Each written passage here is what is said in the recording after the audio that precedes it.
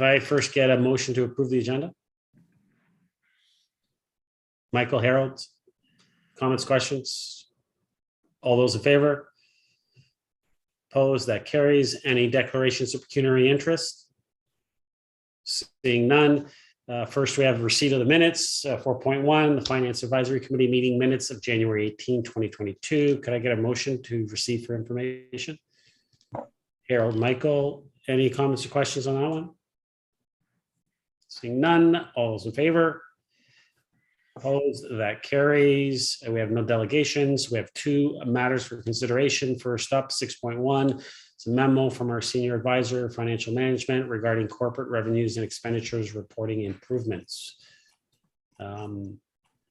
I'm going to do this differently because it's the way I write. So I'm just going to read it quickly. So the recommendation is that the memo regarding corporate revenues and expenditures reporting improvements be received. 2, that the Finance Advisory Committee comments regarding corporate revenues and expenditures reporting improvements be received and referred to staff for consideration and further action as appropriate. Would someone like to move that recommendation? Michael, second. Harold. Ms. Wainwright Van Kessel. Oh, thank you, Mr. Mayor. So this memo stems from some of the challenging times we've had understanding the corporate reporting piece relating to those corporate accounts, because the corporate accounts is kind of a mixed bag of things that just don't fit within any of the departments, and they're not necessarily all interrelated. And the way that we're currently reporting them is shown on table 1, and it can be a little bit confusing to understand when we're doing our variance reporting. I know if finance staff are getting a little confused, I'm sure council members are too. So what we're looking to do is actually to make a number of changes to recategorize the way we're reporting on these items, aligning it a bit better with like items, and then also aligning it with some of the objectives in the fiscal strategy as well. And then also making some improvements for revenue recognition when it comes to reporting under full accrual accounting for our public sector accounting standards in the way that we handle and manage grants. So that's what the motivation is for this. The idea is that when we start doing our reporting on our variances for 2022 budget, you'll see the breakdown that we have for table 2, and it should make it easier for members of council and the public to understand. Thank you, Ms. Wainwright Van Kessel. Anyone have any comments or questions? Michael? Thank you. Through you to Mrs. Wainwright Van Kessel. Rachel, certainly, I mean, the last paragraph kind of sums it up where it says the changes identified in this memo are ones that support council and the public in better understanding the reports. And I think that's always the goal, to try and be able to present this information in the best way possible so everybody can understand it. But I guess I just was wondering, in terms of standardization, there's 444 municipalities in Ontario. You look at certain things, and is there not sort of a standardization when it comes to these kind of chart of accounts or the classification that most municipalities subscribe to? Is this along those lines? Is it a change? Just a comment from yourself in regards to that. Ms. Wainwright Van Kessel? Through you, Mr. Mayor. So every organization reports things a little bit differently, but in general, most municipalities do have these corporate items which tend not to fit within specific departments, and they are put together in one area. Depends on the council to how much level of detail that they're interested in, and I know Aurora's council is more interested in having a bit breakdown and understanding what some of these items are.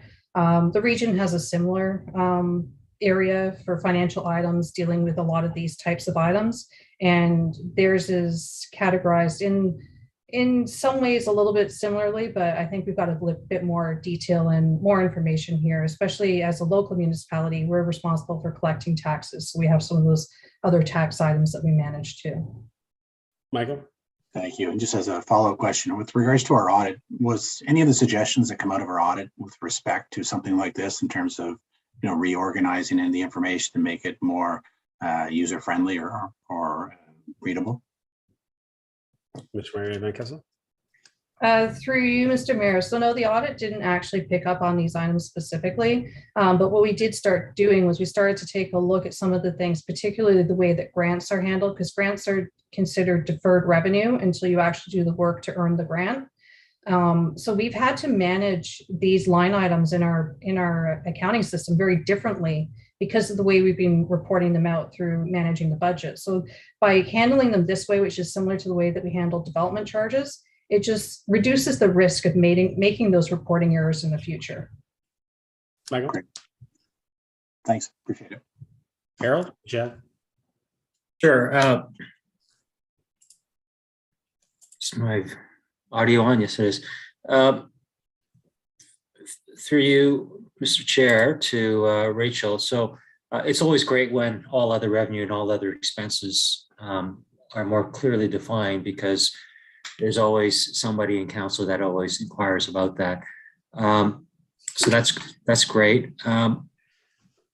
The recommendation talks about, or the background talks about, there's discrepancies within departmental budgets. So are there certain items that exist in one department that may not exist in another? And like, are those things being, clearly delineated, or am I misreading the background portion?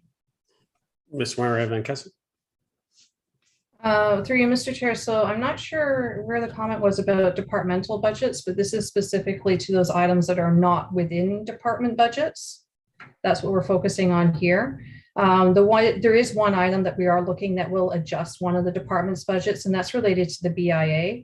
So right now, the expenditure for the BIA sits in planning and development services, but the tax we collect sits in these corporate accounts. So we're looking at putting that together, because that way we can make sure that the two always offset each other. It makes it easier for management of the budget and actually developing the budget as well. So even though this simplified reporting is easier for everyone to understand, it actually makes it easier for managing and handling as we're developing the budget during budget season. Harold? That's it. Thank you. Thank you. Before I call, I'll just add a few words. I mean, yeah, I'm usually the guy that doesn't like seeing all other revenue. I know I brought it up last term when I first started. It's as you said, it kind of makes you curious of what's in there, and you want to go in depth. So it's great that we're going to be simplifying it and listing it in a different way that does simplify it, not just for council but also for the public. I think that's important as well, for that they can see it in a very simplified form, and it makes it easy for them to understand what is happening within the budget and where funds are going and coming. So thanks, and I'll just add that Michael, and so some are different slightly. And I would, the part that I would use that's kind of similar is just like when we talk about like committees, like what we call them is different right across the board. It's not, you would think that it's the same right across all 444 municipalities, but we call our committee general committee, some call it committee of the whole.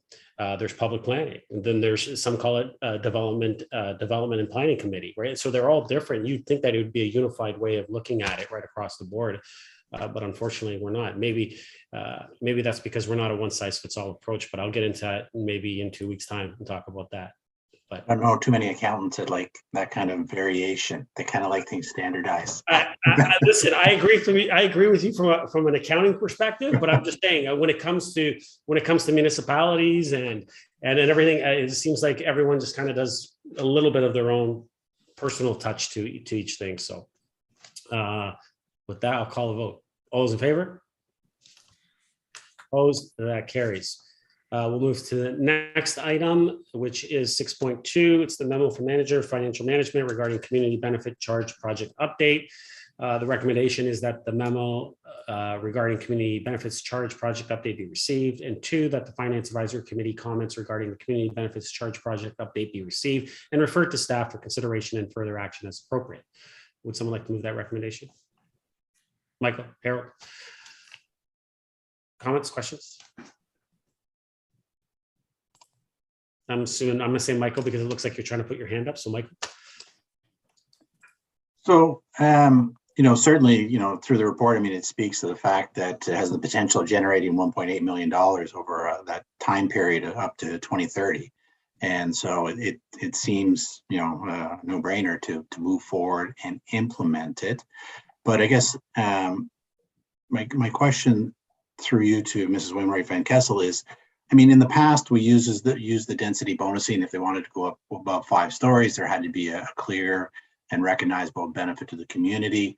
Have we done any kind of comparison to see what the actual lift is from going this direction as opposed to if the old system was maintained? Ms. Wainwright Van Kessel? So through you, Mr. Mayor, so there's no option to maintain the density bonusing under section 37 as of September 18th. That will no longer be allowed to be used under the changes to the legislation, which is why the community benefit charge is available. So in instances where we would have used the bonusing, we've had one recently that came before council. So I know we've not had very many of these in the past, but as we look forward to the future, and we've been working with planning to look what's being on the horizon, we do see that there are some opportunities for some more of these eligible type of developments to come forward. Michael? And thank you. And again, through you to Mrs. Van Kessel, I guess what I'm trying to get at is I just want to know if this is really just a change in name and in terms of the process, or actually this will generate more dollars for the municipality to help pay for growth. And I don't have the math to do the calculations of old versus new. And I'm just curious whether we've looked into to see, is this new process going to financially be more beneficial to the municipality than the old? Ms. Marina Van Kessel? So I'd like to ask Mr. Gartner, he's been working closely with the consultant, if he can weigh in on this. Mr. Gardner? Through you, Mr. Chair, we did talk a little bit about this. So from a density bonusing standpoint, as Rachel mentioned, we haven't used it extensively, but if you look at a few examples we have used, it certainly appears like we're able to recover a little bit more than what we could have otherwise recovered through the Section 37.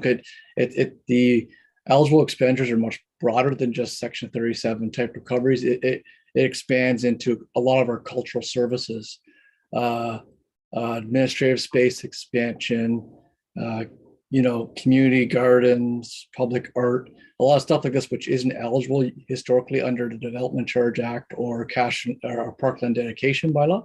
So we're able to recover more items through a CBC. So I think technically we did lose a little bit through the Development Charge Act, like our parking services were lost. We're able to recover those through the CBC, but even if you factor in our limited recoveries through DCs for parking through the CBCs, I think we're still on the plus side in regards to having a CBC bylaw in place.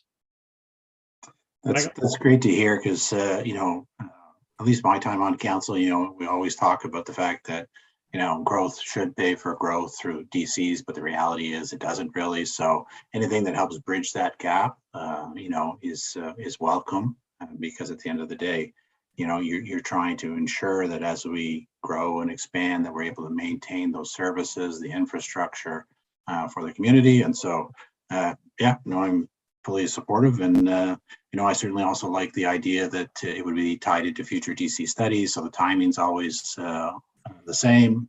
And great, bring it on. Harold? Yeah, thank you. Through you to Rachel, how much density bonus charges has the town collected in the last couple of years? Just ballpark. Ms. Wainwright Van Kessel? So I'll refer this to Jason again. I don't know why he turned his video off. Mr. Gardner? Sorry, through you, Mr. Chair. To my knowledge, we have not done any density bonusing charges up until this most recent proposal, I believe, is still in front of council. I think that's our first real application of density bonusing, at least since I've been at the town. So I think we're just starting to see some of this more high density opportunity arise, I think, right now. And my second question is more related to the operations of, I guess, accounting, how we do our accounting. given that developers can take us to OLT and we could be forced to give it back plus interest, like what are the downstream impacts with regards to how we use revenue from the CBC? Mr. Gardner? Through you, Mr. Chair, that's a good question. My initial assumption would be if we did have to pay back CBCs we previously collected, plus interest, any projects that we had previously funded with CBCs, we'd have to find an alternative funding source to cover off that expense. So I think that'd be the predominant downstream impact. We'd have to find alternative funding, which, as you know, for stuff like cultural services or something of that nature, there's not a whole lot of options to fund that other than like taxpayer money or grant money. I think that'd be the main downstream impact I could immediately think of off the top of my head. Harold? Yeah, thanks. I mean, I was just looking at this and it just seems like deferring this revenue is more complicating it to staff in the town than anything else. And where, the CBC is supposed to benefit and help us, it just seems like it's just causing us more complications and workarounds. Okay. Thanks. Thanks, Harold. Any other comments or questions? I'll just add in, Harold, I got an easy fix for that. Get rid of the tribunal. Yeah. All roads lead back to get rid of the tribunal. Is that it? Listen, that's the main One track mind. conversation lately. So that's, yes, all roads lead back there. So I'll call the vote. All those in favor? Opposed? That carries. And with that, I believe we are going to new business. Michael? Harold? No. Welcome, Councillor Humphreys. I just saw you there. Just say hi. Hello. Hello. So I'll ask for a motion to adjourn. Michael, Harold, all those in favor? Opposed? That carries. We're adjourned. Thank you very much, everyone. Have a great week. Good meeting. No public planning this week.